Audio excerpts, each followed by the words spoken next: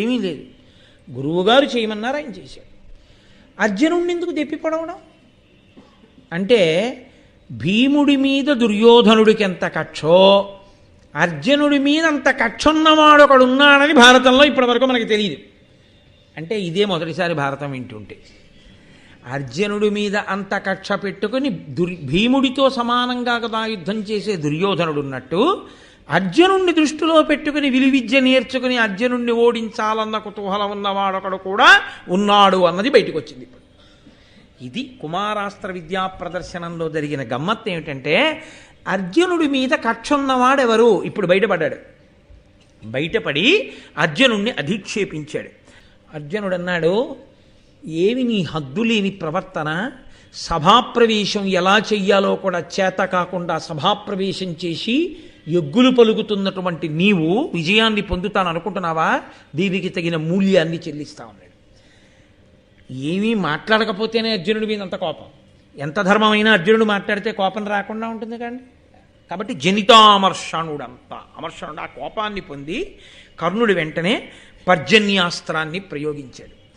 దాని చేత ఆకాశమంతా ఒక్కసారి నల్లటి మబ్బులు వచ్చి చీకట్లు కమ్మి ఆ చీకట్లలో అర్జునుడు కనపడకుండా అయిపోయాడు. ఆ చీకట్లలో కప్పేశాడు అర్జునుడిని. అందులో నల్లని కలువల కాంతి కదండి, తొందరగా కప్పడిపోతాడు కాబట్టి కప్పేశాడు. ఈయన మాత్రం సూర్యాంశలో పుట్టినవాడు కదూ, ఆ చీకట్లో వెలిగిపోతున్నాడు, ఒక దీపం వెలిగినట్టు వెలుగుతున్నాడు. కర్ణుడు అనుకున్నట్ట చూసి, ఓహోహో నా కొడుకు ఇన్నాళ్ళకి రంగప్రవేశం చేశాడు, మొట్టమొదటిసారి అరంగేట్రం, అది పద్ధతి కాదో పక్కన పెట్టు, ఇన్నాళ్ళకు వచ్చి ధనస్సు పట్టుకున్నాడు కాబట్టి నా కొడుకుని బాగా ప్రకాశింపచేస్తానని ఆ మబ్బుల మధ్యలోంచి ఒక్క సూర్యుడి మీదకి కర్ణుడి మీద కిరణాలు పడేటట్టుగా చేసి వెలుతురులో కర్ణుడు బాగా కనపడేటట్టు చేశాడు. ఇప్పుడు అర్జునుడు ఆ చీకట్లో కమ్మిన తరువాత పర్జన్యాస్త్రం వలన అతను వాయవ్యాస్త్రాన్ని ప్రయోగించాడు. ఆ వచ్చినటువంటి ప్రభంజనం లాంటి వాయువు ఈ మేఘములన్నింటినీ చెదరగొట్టేసి మళ్ళీ కాంతి వచ్చేసింది. ఆ కాంతిలో మళ్ళీ అర్జునుడు కనబడ్డాడు. ద్రోణాచార్యుల వారు అంగీకరించి ఈయన బాణం వెయ్యడానికి తప్పనిసరి పరిస్థితుల్లో ఆయన ఒప్పుకుని ఈ పర్జన్యాస్త్రాన్ని వేయడాన్ని అంగీకరించిన కృపాచార్యుల వారు గబగబా పరిగెత్తుకొచ్చాడు. ఆయన గురుస్థానంలోనే ఉన్నాడు. మరి ఆ మాటకొస్తే ద్రోణుడి కన్నా ముందు కృపాచార్యుల వారే గురువుగా ఉన్నాడు. పరిగెత్తుకొచ్చి కర్ణార్జునుల్ని విడదీసి ఆయన అన్నాడు, నువ్వు అర్జునుల్లా విద్యా ప్రదర్శనం చేస్తానంటలేదు, అర్జునుడి మీద నీ విద్యా ప్రదర్శనం చేస్తానంటున్నావు.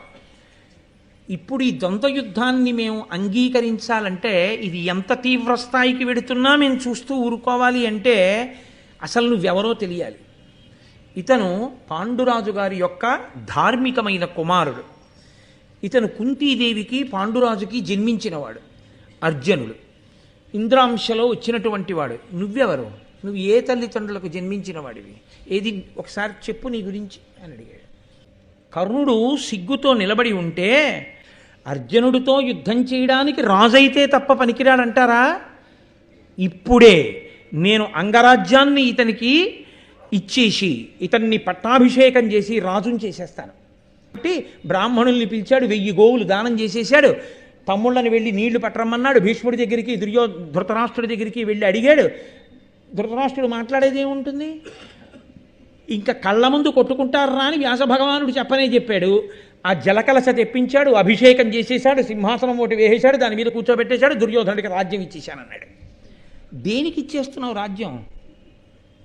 అతని పరిపాలనా యోగ్యత ఏమిటో, అతని గుణగణములు ఏమిటో, అతను ఎలా పరిపాలిస్తాడో, అతని స్వభావం ఏమిటో ఏమైనా తెలుసుకున్నావా? కాబట్టి ఇప్పుడు ఏమైందంటే, నేను ఇతనికి అభిషేకం చేస్తున్నానన్నాడు, పట్టాభిషేకం చేసేశాడంతే.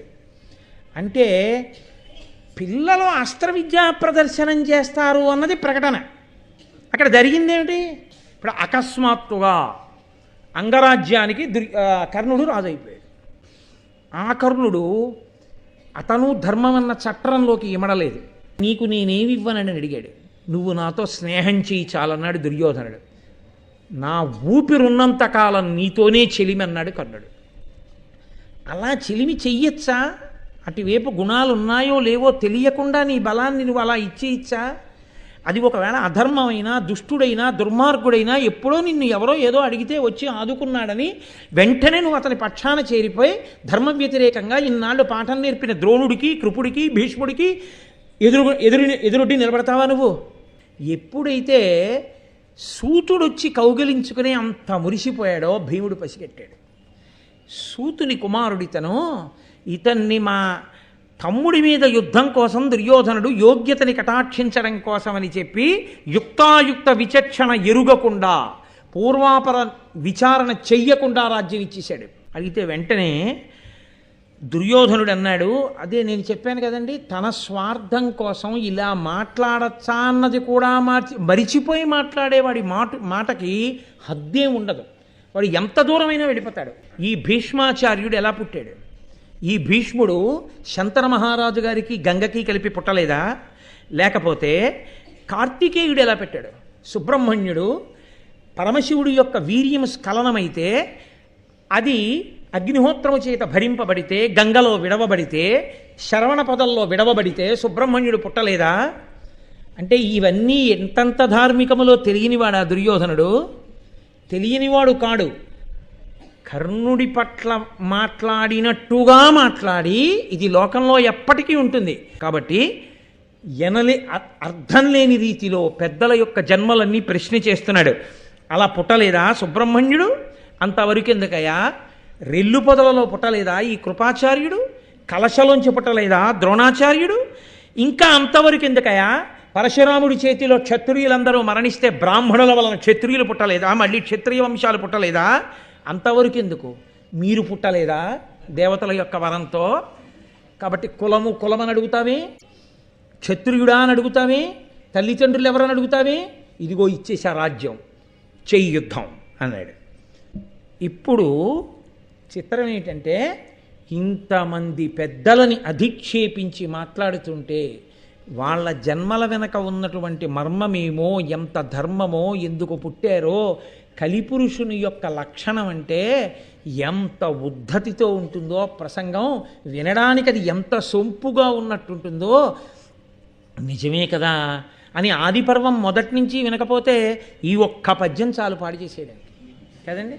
దుర్యోధన వాక్యం ఎందుకు నిజం కాదు అన్నట్లు అనిపిస్తుంది ముందు నుంచి వినకపోతే, ముందు నుంచి చదవకపోతే. ఎంత ప్రమాదకరంగా తీసుకొచ్చాడో చూడండి సన్నివేశాన్ని. ఇప్పుడు ఇంతమంది పెద్దలు పనికి మాలిన వాళ్ళు, తనొక్కడు చేసిందే చాలా పనికి వచ్చేటటువంటి పని. ఇందులో ఎక్కడైనా ధర్మమన్న చట్టంలోకి ఇమడుతుందా? మీరు అడిగిన కొద్దీ రెచ్చిపోవడం అంటారే, అలా రెచ్చిపోతాడు. దీనికి పరిష్కారం ఈశ్వరుడు ఎక్కడ చెప్పాడో తెలుసా అండి? సూర్యాస్తమయం అయిపోయాడు. సూర్యాస్తమయం అయ్యాక యుద్ధం చేయకూడదు. ఈశ్వరుడు తెరదించాడు. ఇంకింతకన్నా వీడి నోట అటువంటి ప్రసంగం చేయించకూడదు. ఇంతమంది పెద్దల యొక్క జన్మ అధిక్షేపింపబడకూడదు. వీడు కలి అంశలో పుట్టినవాడు కాబట్టి వీడి కోరిక తీరకూడదు. ఆ కర్ణుణ్ణి తీసుకుని పరమ సంతోషంగా దుర్యోధనుడు వెళ్ళిపోయాడు. అర్జునుడు, నకులుడు, సహదేవుడు, ధర్మరాజు, భీముడు వీళ్ళు ఆ సభలో ఎన్నో ఆశ్చర్యకరమైన సంఘటనలు జరిగిపోయాయి. అసలు అక్కడికి వచ్చింది ఎందుకు? పిల్లలు ఎవరెంత నేర్చుకున్నారో చెప్పడం కోసం. అక్కడ జరిగింది ఏమిటి? ఎన్ని జరిగిపోయాయో. అందుకే కురుక్షేత్ర యుద్ధానికి బీజాలన్నీ ఎక్కడున్నాయంటే ఆది కదండి ఆ పర్వం. ఆ పర్వంలో కుమారాస్త్ర విద్యా ప్రదర్శనమునందే ఇన్ని రహస్యాలు బయటకు వచ్చాయి. దుర్యోధనుడు వెళ్ళి గుండెల మీద చెయ్యి వేసుకుని ఆ రోజు రాత్రి నిద్రపోయాట. ఎందుకు నిద్రపోయాడు అంటే భీముణ్ణి నేను చంపేస్తాను, ఆయనకు అదో ధైర్యం. ఇంకెవరు? అబ్బో అదుగో అర్జునుడితో వచ్చింది ఇబ్బంది. నాకా గదాయుద్ధం ఒకటే వచ్చు, ఇన్ని పాత్రలు అన్నీ నేను ఎక్కడే చేయను. అవతల విలువిద్య నేనే నేర్చేసుకుని, అవతల గదాయుద్ధం నేనే నేర్చేసుకుని ఎన్ని చేసేస్తాను. దానికి మనకి రైట్ హ్యాండ్ దొరకాలంటుంటారు చూసారా. అర్జునుడిని కొట్టేవాడు ఏమన్నా దొరుకుతాడా అని అదొక్కటే. ఇన్నాళ్ళు ధర్మరాజుని కొట్టలేకపోయానంటే దొరికేశాడు ఇవాళ మనకి. బుట్టలో పెట్టేశానంతే. దొరికాడం మన వైపుకి తెచ్చేసుకోవడం రెండు అయిపోయాయి. అది ఆ కర్ణుడు వెళ్తాడు, అర్జునుడిని కొట్టేస్తాడు. నేను వెళ్తాను, భీముడిని కొట్టేస్తాను. ధర్మరాజుని దుశ్శాసనుడు కట్టేస్తాడు, నకుల సహదేవుల్ని మిగిలిన వాళ్ళు తొక్కేస్తారు. రాజ్యం నేను ఇచ్చేసుకుంటాను. ఇంకేంటి అయిపోయింది. అందుకని గుండెల మీద చేసుకుని నిద్రపోయాను. అంత అమాయకంగా ఉంటాయి అజ్ఞానపుట ఆలోచనలు. ఈశ్వరుడు అన్నవాడు ఒకడున్నాడురా, ధర్మం అన్న మాట ఒకటి ఉందిరా, అది ఎక్కడ ప్రకాశిస్తుందో అది బలం తప్ప మనం గుండెల మీద చేతులు వేసేసుకుని మనం చేసేసిన ఊహల బలాలకో ఇది తెలియకపోవడమే కలిపురుష లక్షణం. కర్ణసహితుడైన దుర్యోధనుడు ఎవరిని ఓడించలేకపోయారో ఆయనని భీమసేనుడు, అర్జునుడు, నకుల సహదేవులు, ధర్మరాజు గారు కలిసి ఓడించి తీసుకొచ్చి గురుదక్షిణ చెల్లించారుగా. ఇప్పటికైనా తను నమ్ముకున్న బలాలు ఎంత గొప్పవో తనకు అర్థం అవ్వాలిగా. నిన్న రాత్రి గుండెల మీద చెయ్యి వేసుకుని ఎవడు నిద్రపోయాడో, ఎవణ్ణి చూసుకుని నిద్రపోయాడో వాడు ద్రుపదుడితో యుద్ధంలోనే అర్జునుడితో సమానుడు కాడని తేలిపోయింది. మరునాటి సూర్యాస్తమయం లోపల ఈశ్వరుడు తీర్పు చెప్పి అర్జునుణ్ణి పెంచాడు. కర్ణుడి చేతకానితనాన్ని, దుర్యోధనుడు వాపుని చూసి బలమనుకున్న రీతిని ద్రుపదుడితో యుద్ధంలో నిరూపణం చేయించాడు. యథార్థమునకు కౌరవులు గురుదక్షిణ చెల్లించనేలేదు, పాండవులు గురుదక్షిణ చెల్లించినట్లయింది. ఒక్క కుమారాస్త్ర విద్యా ప్రదర్శనం దగ్గర తెరపైకి లేచినటువంటి ఘట్టం ధార్మికతని ఎంత పరిపుష్టం చేసిందో దగ్గర తేలుస్తూ దీని యొక్క చిట్ట చివరి స్థితి ఇక్కడ ప్రారంభమైన విత్తనాలు మొక్కలై, చెట్లై, పళ్ళు పండి ఫలితాన్ని ధర్మానికి ధర్మాన్ని, అధర్మానికి అధర్మాన్ని పంచిపెట్టే రోజు కురుక్షేత్రంలో. సరే, ఆయన ధనస్సు తీసుకున్నాడు, అర్జునుడు బాణప్రయోగం చేశాడు. ఆ ఉన్నటువంటి రాజులందరూ అర్జునుడి యొక్క బాణప్రయోగం అంటే సాధారణంగా ఉంటుందా, హడిలిపోయి వాళ్ళందరూ కాకావికలైపోయి ఎవరి దారిన వాళ్ళు పారిపోవడం మొదలుపెట్టాడు. కర్ణుడి మాత్రం గబగబా ఓ ధనస్సు తీసుకుని నిన్ను నీతో యుద్ధం చేస్తానని వచ్చి, నేను ధనస్సు పట్టుకుని యుద్ధానికి వచ్చాను, నేను కర్ణుణ్ణి, నేను యుద్ధం చేస్తుంటే నా మీద ఇంత గొప్ప యుద్ధం చేశాడు, నేను ఇంక యుద్ధం చేయడానికి వీలు లేని రీతిలో నన్ను నిగ్రహించాడు ఎదురుగుండా ఉన్నటువంటి బ్రాహ్మణుడు అని ఆయన అన్నాడు. అంటే ఇంకా బ్రాహ్మణుడు అనుకుంటున్నాడు అర్జునుడిని చూసి.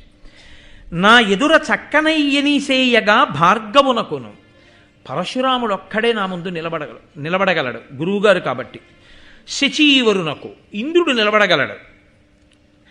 కౌంతేయుడగు విజయునకు కుంతీదేవి కుమారుడైన అర్జునుడు నిలబడగలడు. ఈ ముగ్గురూ కాకుండా నువ్వు బ్రాహ్మణుడివి, నువ్వెలా నన్ను యుద్ధంలో ఇలా నిగ్రహించగలిగావు, నువ్వెవరు ఈ ముగ్గురూ కాకపోతే అన్నాడు.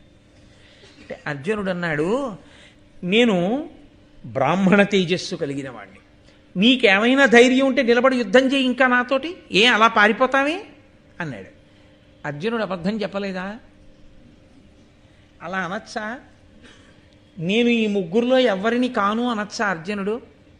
మరి ఎందుకు అన్నట్లు అంటే ఆ పద్యంలో మొదటి పాదాన్ని ఇంకొకలా విరిచి చదవండి.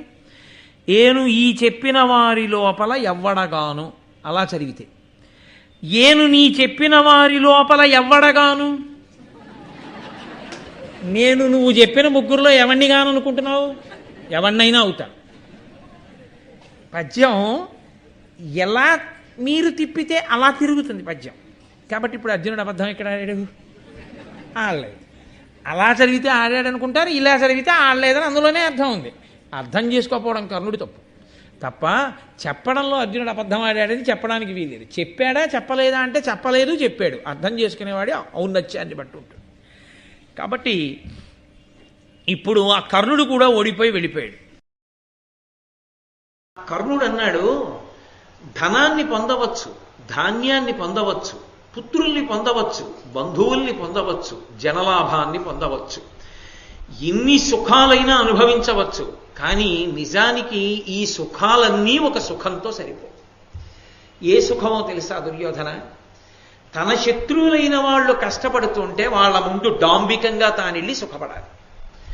అప్పుడు తన పడుతున్న సుఖాన్ని చూసి శత్రువులు ఏడవాలి, ఏడుస్తుంటే ఏడుస్తున్న శత్రువుల్ని చూసి తిరిగి రావాలి. అది సుఖం అంటే ఏమిటి దాని అర్థం?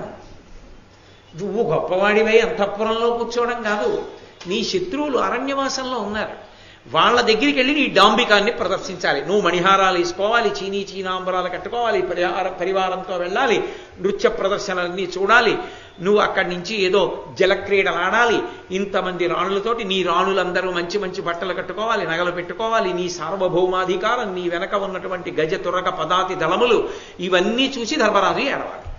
అనగానే అబ్బా ఏమి ఆలోచన చెప్పావోయ్ కర్ణ, చాలా అద్భుతం, నేను కూడా అంగీకరిస్తున్నాను నువ్వు చెప్పిన ఆలోచన. గంధర్వుల నాయకుడైనటువంటి చిత్రసేనుని యొక్క అధీనంలో ఉంది ఆ సరోవరం. కాబట్టి మహారాజా మీరు వెంటనే అదనంగా సైన్యాన్ని పంపించాలన్నారు. వెంటనే కర్ణుడు ఉన్నాడు కదా, నా అంత బాణ పరంపరలు వెయ్యగలిగిన వాడెవరని గబగబా కర్ణుడు బయలుదేరాడు. ఆ వెనక శకుని బయలుదేరాడు. ఆ వెనక బోలెడంత సైన్యం బయలుదేరింది.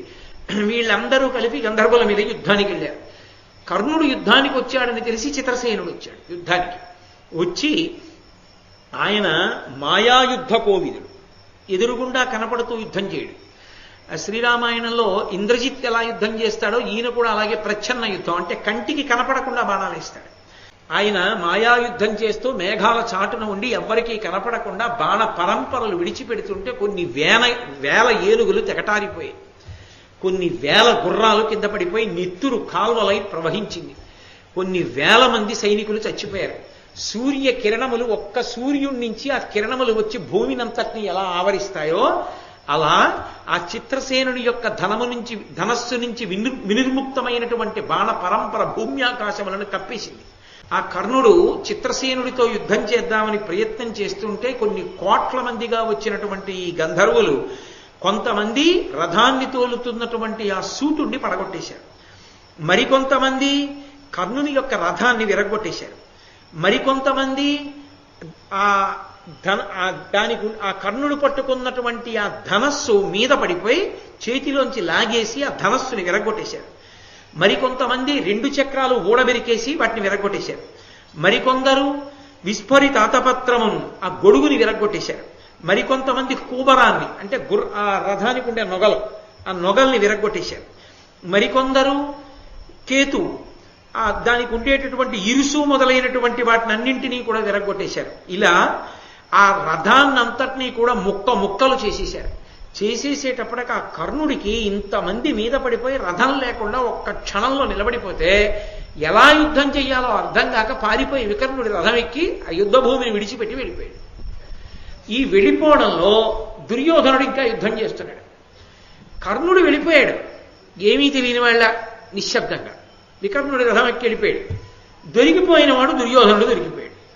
దొరికిపోగానే ఆ చిత్రసేనుడు ఏం చేశాడంటే పట్టుకోండిరా అని ఆ దుర్యోధనుడిని రథంలోంచి లాగి కింద పారేసి నడుం మీద మోకాలు పెట్టి తొక్కి 2 చేతులు వెనక్కి తీసుకొచ్చి వెనక్కి చేతులు విరిచి కట్టేసి వాడి భార్యలందరినీ కూడా కాళ్ళు చేతులు కట్టేసి రథం మీద పెట్టుకుని ఉత్తర దిక్కుగా తీసుకుపోతున్నాడు. దేనికి వచ్చాడు? పాండవులను అవమానిద్దాం. ఇంకా శిబిరమే వేయలేదు. చేతులు కాళ్ళు కట్టి చావగొట్టి పట్టుకుపోతున్నాడు. వెంటనే బయలుదేరారు భీమార్జునునకుల సహదేవులు. యుద్ధానికి వెళ్ళారు. ఆ యుద్ధం జరుగుతోంది. వెడుతూనే యుద్ధం ప్రారంభం చేయలేదు. అర్జునుడు ఆ గాంధీవాన్ని టంకారం చేసి చెప్పాడు, ఇది పృథివీ మండలానికంతటికీ కూడా రాచరికం చెయ్యగలిగినటువంటి ధర్మరాజు గారి ఆజ్ఞ. దుర్యోధనుణ్ణి ఆయన యొక్క భార్యల్ని సైన్యాన్ని విడిపించి తెమ్మని ఆజ్ఞ చేశాడు. ఎవరు వాళ్ళని తీసుకెళ్తున్నారో వాళ్ళు వెంటనే విడిచిపెడితే యుద్ధం ఉండదు. మా అన్న ఆజ్ఞ ధిక్కరించి ఆగకుండా తీసుకుని వెళ్ళడమే జరిగితే యుద్ధం జరుగుతుంది అని శంఖనాదం చేశాడు. వెళ్ళిపోతున్నటువంటి సైన్యం అంతా ఆగిపోయింది. ఈ వెంటనే ఈ చిత్రసేనుడు ఎక్కడున్నాడో కనపడకుండా కదా యుద్ధం చేస్తుంటాడు. కానీ అర్జునుడికి శబ్దభేద విద్యుంది. శబ్దం వస్తున్న వైపుకి బాణం వేసి కొట్టగలడు. ఇన్ని కోట్ల మంది గంధర్వులు అన్ని కోట్ల బాణాలు ప్రయోగిస్తుంటే ఆ బాణ పరంపర మీద పడకుండా ఆకాశానికి అంతటికీ బాణాలతో ఆచ్ఛాదించేశాడు. గాంధీవాన్ని చేత పట్టుకుని అర్జునుడు బాణం వేయడం అంటే అలా ఉంటుంది. కవ్వడి 2 చేతులతో వేస్తాడు. అది ఆయన అద్భుతం. కాబట్టి అటువంటి బాణ పరంపరలతో పంజరం కట్టి వాళ్ళనందరినీ తెగటార్చేశాడు. కొన్ని లక్షల మంది కొద్ది నిమిషాల వ్యవధిలో పడిపోయారు. అంటే అప్పుడు చిత్రసేనుడు గబగబా కిందకి దిగొచ్చాడు. శబ్దభేద విద్యతో కొట్టాడు కదా, ఆ బాణాల దెబ్బలు తగిలి ఆ గంధర్వరాజు దిగొచ్చి అన్నాడు, నీ మీద నాకు కోపమూ లేదు అర్జున, నీతో యుద్ధం చేయాలన్న కోరిక నాకు లేదు. ఎందుకు వీడి మీద యుద్ధం చేసి వీడిని బంధించానో తెలుసా? వీడు చాలా దుష్టమైన పన్నాగం పన్నాడు. ఇంత పరివారంతో అరణ్యానికి ఎందుకు వచ్చాడో తెలుసా? నిజంగా గోవుల్ని కాపాడడానికి వచ్చిన వాడు కాడు. కేవలముగా అరణ్యవాసం చేస్తున్నటువంటి మిమ్మల్ని బాధ పెట్టాలని, అవమానించాలని ధర్మాన్ని పట్టుకున్నటువంటి మీ జోలికొచ్చి మీ ముందు తన డాంబికాన్ని, దర్పాన్ని, తనకున్నటువంటి వైభవాన్ని ప్రకటించడం కోసం వచ్చాడు. ఇంద్రుడు కనిపెట్టి ధర్మాత్ములైన వారు పాండవులు. ధర్మాత్ములైన పాండవుల మనసు బాధపడేటట్టుగా ప్రవర్తించడానికి వెడుతున్నాడు కాబట్టి వీడిని పట్టి బంధించి నా దగ్గరికి తీసుకురండి అన్నాడు. అందుకొచ్చాను. అందుకొచ్చి యుద్ధం చేసి ఈ దుర్మార్గుణ్ణి పట్టి బంధించాను, అందుకు తీసుకెడుతున్నాను. నీతో నాకేమీ వైరం లేదు కాబట్టి మమ్మల్ని విడిచిపెట్టేసి, విడిచిపెడితే మేము ఈ దుర్యోధనుండి తీసుకుని ఇంద్రుడి దగ్గరికి వెడతా ఉన్నాడు. నోట మాట కంటి చూపు లేకుండా వెనక్కి చేతులు పెడరెక్కలు విరిచి కట్టేస్తే చూస్తున్నాడు అర్జునుడి యొక్క యుద్ధ వైభవాన్ని.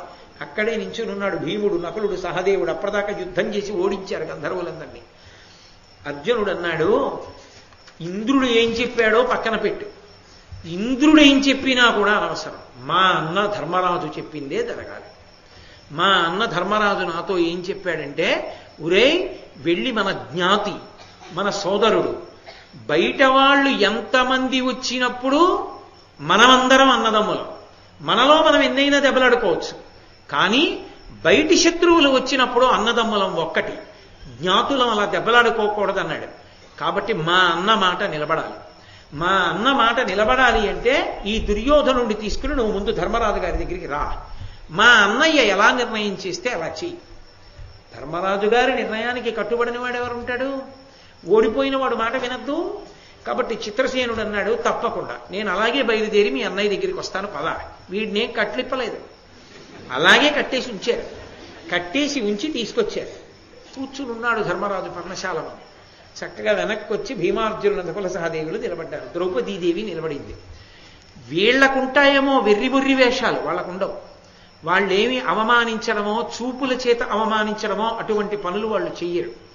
చిత్రసేనుడు దుర్యోధనుడిని తీసుకొచ్చాడు, కట్లతో నించోబెట్టాడు.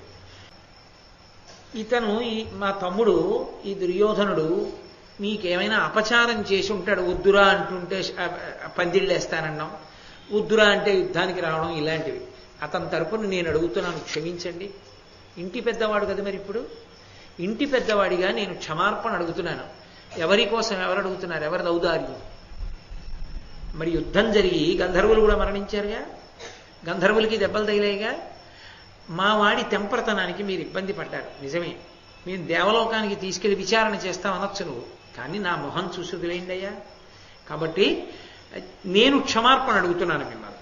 ఇన్ని మాటలు చెప్తే ఆ చిత్రసేనుడు కాదనలేక ఆ దుర్యోధనుణ్ణి, అతని యొక్క పరివారాన్ని అంతటినీ కూడా విడిచిపెట్టేసి పాండవుల దగ్గర వీడ్కోలు తీసుకుని స్వర్గలోకానికి వెళ్ళిపోయి అంతా కూడా దేవేంద్రుడికి చెప్పాడు. దేవేంద్రుడు మరి తను చెప్తే కదా వెళ్ళాడు చిత్రసేనుడు. ఎంతరో గంధర్వులు చచ్చిపోయారుగా అర్జునుడి బాణ పరంపరలకి. ఆయన వచ్చి ఒక్కసారి అమృత వర్షం కురిపించాడు. కురిపించగానే మళ్ళీ గంధర్వులందరూ బతికేశారు. బతికేసి సంతోషంగా వాళ్ళందరూ వాళ్ళ నాయకుడితో కలిపి గంధర్వలోకానికి వెళ్ళిపోయారు. ఇక్కడ ఆ వెళ్ళిపోయినటువంటి చిత్రసేనుడు ఆ కట్లేం విప్పలేదు, వెళ్ళిపోయాడు. వీడు అలాగే ఉన్నాడు ఆ దుర్యోధనుడు.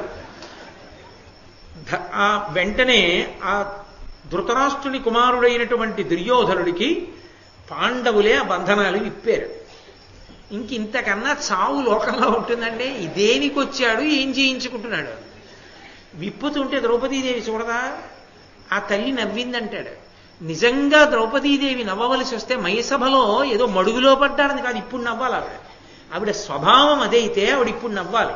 అసలు ఆవిడ స్వభావం అది కానీ కాదు.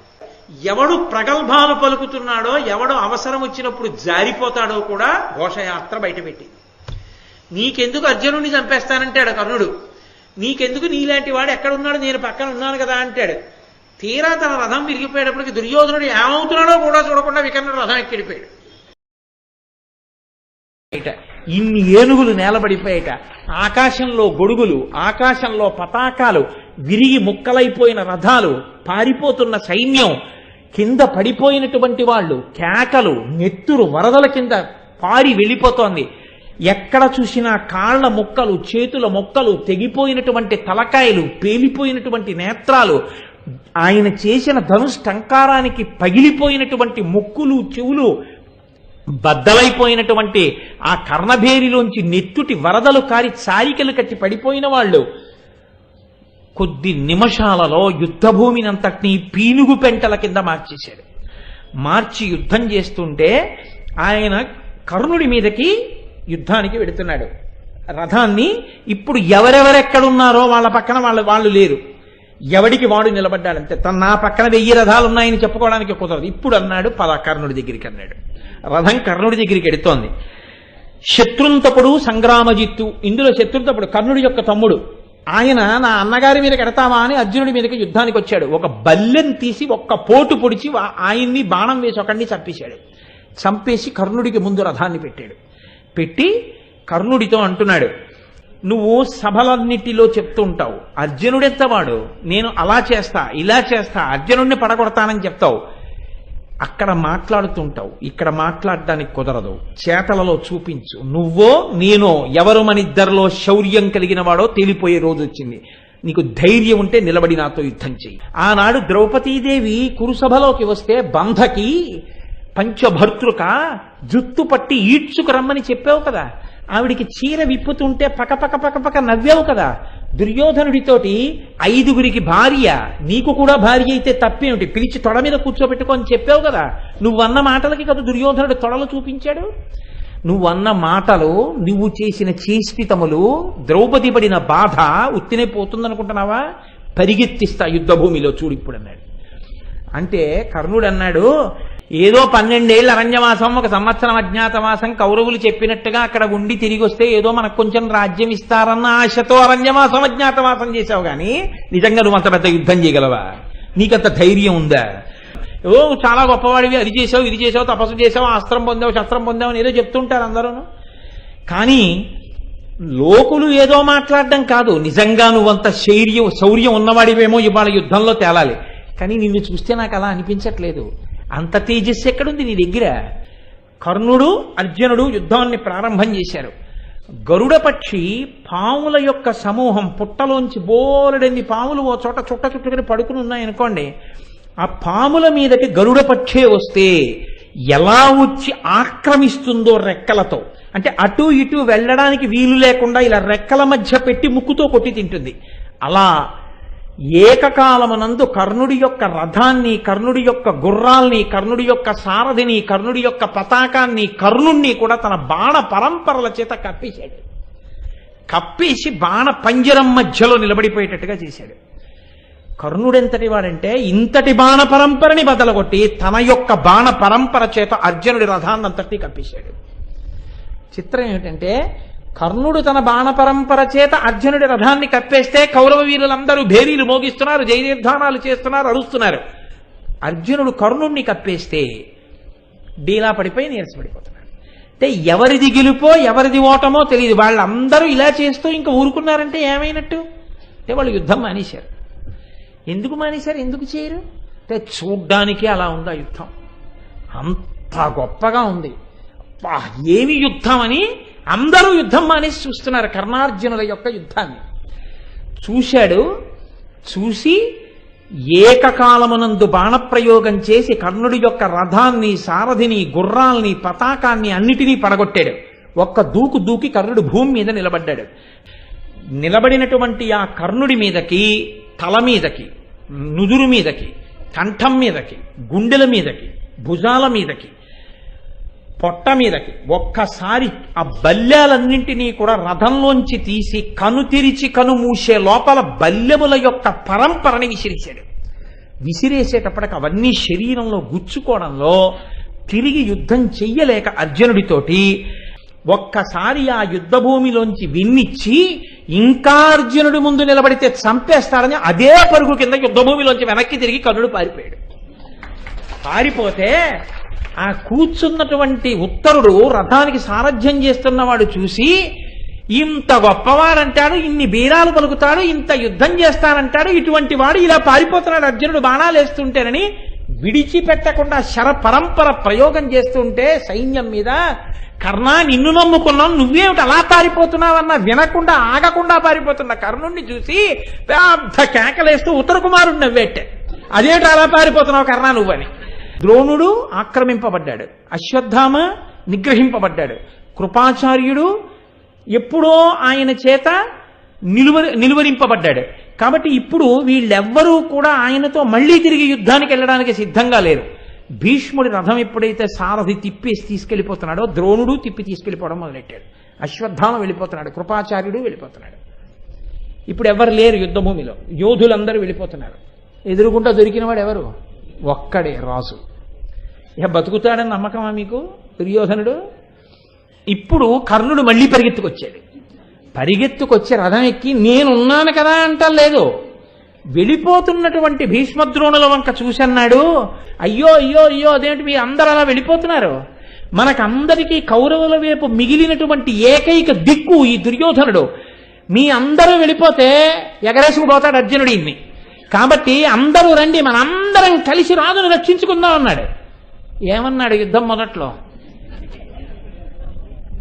మీ అందరూ నిలబడి చూడండి, చేత కాకపోతే పశువుల వెంట వెళ్ళిపోండి, నేను చాలదా అన్నాడు.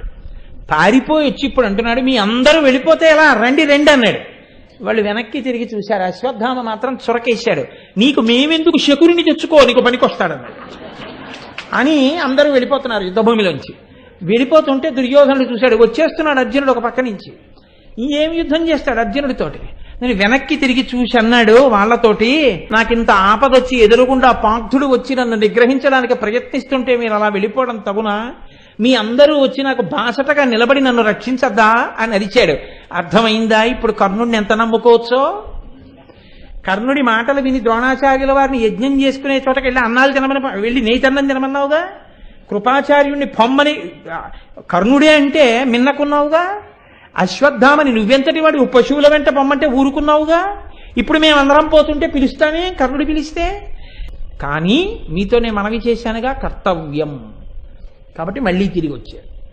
తిరిగొచ్చి ఆయనకి అడ్డుపడదామనుకునే లోపలే దగ్గరికి వచ్చేస్తున్నటువంటి అర్జునుడిని చూసి దుర్యోధనుడు కూడా పారిపోవడం మొదలెట్టాడు.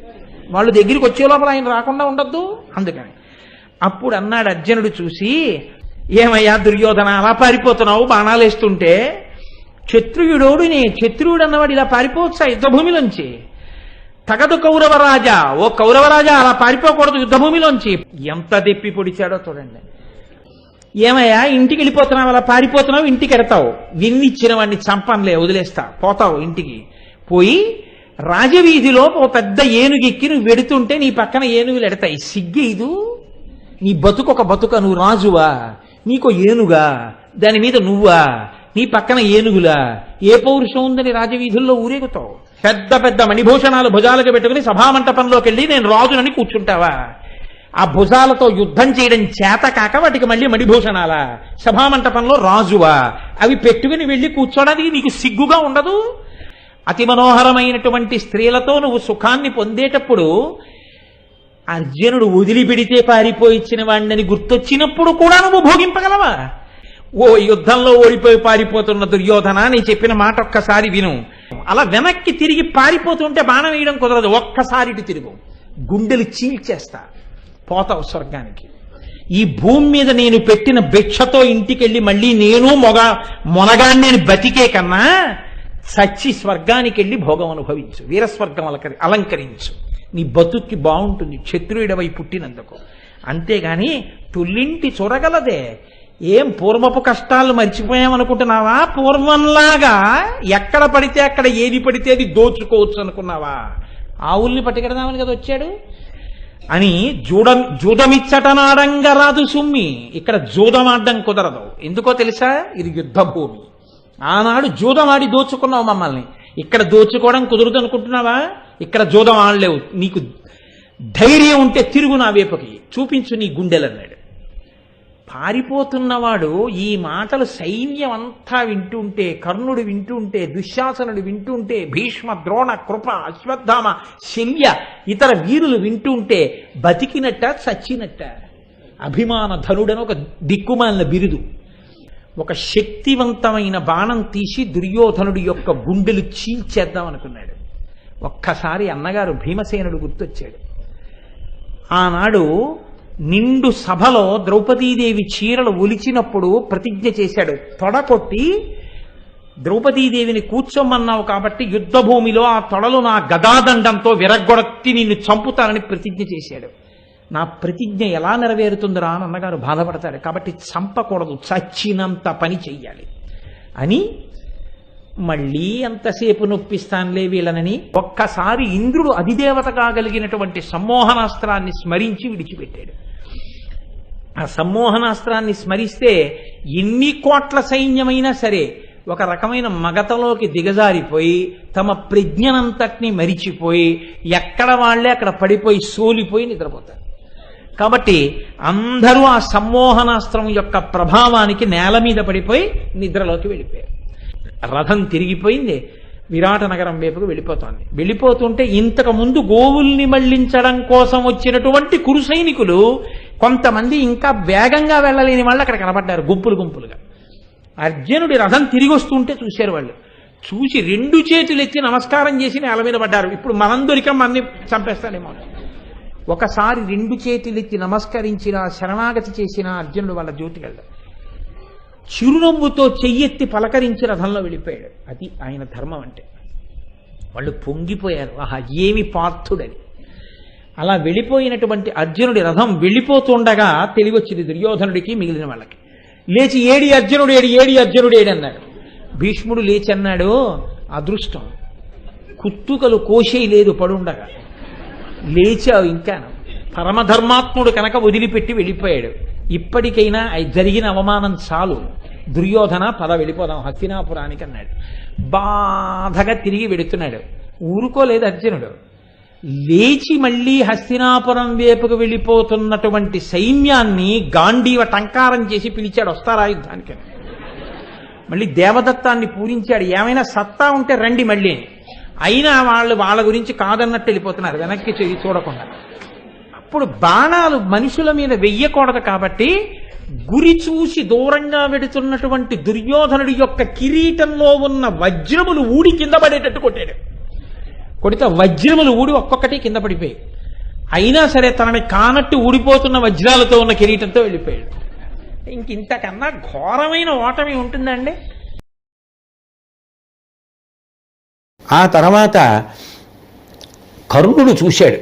చూసి గబగబా బయలుదేరి వచ్చి అర్జునుడి మీద అస్త్రప్రయోగం చేస్తానని ఆగ్నేయాస్త్ర ప్రయోగం చేశాడు. చేస్తే వెంటనే అర్జునుడు వారుణాస్త్రం వేసి ఆ ఆగ్నేయాస్త్రాన్ని శాంతింపజేశాడు. అర్జునుడు 7 నిశితమైనటువంటి బాణములను ప్రయోగించి కర్ణుడి యొక్క శరీరం అంతా నిప్పిపుట్టేటట్టుగా చేశాడు. అట్లాగే ఆ అర్జునుడు కర్ణుడి యొక్క తమ్ముళ్ళు 3 యొక్క శిరస్సులు కర్ణుడి ఎదురుగుండానే ఖండించేశాడు. వెంటనే కృపాచార్యుడు ఊరుకున్నాడు. కర్ణుడు కూడా రథమెక్కి ఆ వింటి నారి శబ్దం చేస్తూ యుద్ధానికి బయలుదేరాడు. ఇలా యుద్ధానికి బయలుదేరి వెళ్ళాడో లేదో అర్జునుడి చేతిలో కర్ణుడు చావు దెబ్బతిన్నాడు. చావు దెబ్బతిని రథం విరిగిపోయి చేతిలో ఉన్నటువంటి విల్లు విరిగిపోయి పైన ఉన్నటువంటి కేతనం కింద పడిపోయి గుర్రాలు సారథులు మరణించి నేల మీద నిలబడిపోయి ఇంకా అక్కడే ఉంటే అర్జునుడు చంపేస్తాడేమో అన్న భయంతో నిస్సిగ్గుగా ఇప్పటిదాకా ఏ కృపాచార్యుల వారిని నిందించాడో, ఏ కృపాచార్యుల వారి నాలుక కోసేస్తానన్నాడో ఆ కృపాచార్యుల వారి యొక్క రక్షణ కోసమని పరిగెత్తుకుంటూ వెళ్ళి ఆయన రథం ఎక్కి కూర్చున్నాడు. అంటే ఒక్క 5 నిమిషాల క్రితం కృపాచార్యుల వారిని నిందించినవాడు, అర్జునుడిని నేను చంపేస్తానని బీరాలు పలికినవాడు అర్జునుడి చేతిలో అంత ఘోరంగా ఓడిపోయి ఏ విధమైనటువంటి మొహమాటం లేకుండా వచ్చి కృపాచార్యుడి రథం ఎక్కాడు. ఆ శక్త్యాయుధాన్ని ఆ కర్ణుడు ఘటోత్కచుడి మీద ప్రయోగించేశాడు. నిజంగా చెప్పాలంటే అర్జున, నువ్వు గాంధీవం పట్టుకున్నా, నేను సుదర్శన చక్రాన్ని పట్టుకున్నా, ఇంద్రుడిచ్చినటువంటి ఆ ఆయుధం కర్ణుడి దగ్గర ఉండగా నిన్ను కాపాడడం కుదరదు. అది గాని కర్ణుడు నీ మీద ప్రయోగిస్తే వెంటనే నువ్వు మరణిస్తావు. నిన్ను ఎలా రక్షించుకోవాలి ఆ ఆయుధం ఆయన దగ్గర ఉంది కర్ణుడి దగ్గర అని నేను బెంగ పెట్టుకునేవాడిని. ఇంకొక విషయం చెప్పనా, నిజానికి ఆ కర్ణుడు దివ్యాంశ సంభూతుడు. ఇంద్రుడు బ్రాహ్మణ రూపంలో వచ్చి పుట్టుకతో ఉన్నటువంటి కవచకుండలాల్ని కర్ణుడి దగ్గర అర్థించి తీసేసుకున్నాడు. ఎప్పుడైతే తనకి సహజంగా ఉన్న కవచకుండలాల్ని కోసి కర్ణుడు ఇచ్చేశాడో అప్పుడే సామాన్య మానవుడైపోయాడు, బలం తగ్గిపోయింది. కానీ ఎవ్వరూ చెయ్యలేని పని చేశాడు. ఒంటిలో ఉన్న కవచాన్ని కత్తితో కోసి ఇచ్చేశాడు, కుండలాలు ఇచ్చేశాడు. ఆ కారణం చేత వైకర్తనుడు అని బిరుదు పొందాడు. దానికి ప్రతిఫలంగా ఇంద్రుడు శక్త్యాయుధాన్ని ఇచ్చాడు. అది ఒక్క ఒక్కసారే పనిచేస్తుంది. ఆ శక్త్యాయుధాన్ని ఎవరి మీద కర్ణుడు ప్రయోగిస్తాడో వాడు మరణించి తీరవలసిందే.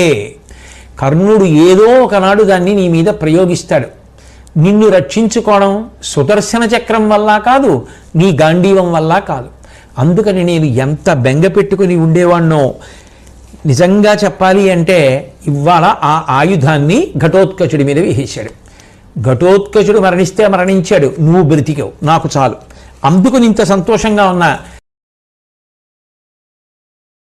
ఆ అర్జునుడు కర్ణుడు ఒకరికొకరు ఎదురెదురుగుండా యుద్ధాలు పెట్టి యుద్ధాన్ని ప్రారంభించడానికి సిద్ధపడుతున్నారు. ఆ యుద్ధం ఎంత గొప్పది అంటే ఇటు కౌరవ సైన్యం కానీ అటు పాండవ సైన్యం కానీ వాళ్ళు యుద్ధం చేయడాన్ని ఆపేశారు. ఆపేసి ఇంత గొప్ప యుద్ధం మళ్ళీ రమ్మంటేనూ చూద్దామంటేనూ అవకాశం కుదిరేది కాదు. మనం చేసుకునే యుద్ధం ఏముంది, ఎప్పుడైనా చేసుకుంటాం అనుకున్నారో ఏమో.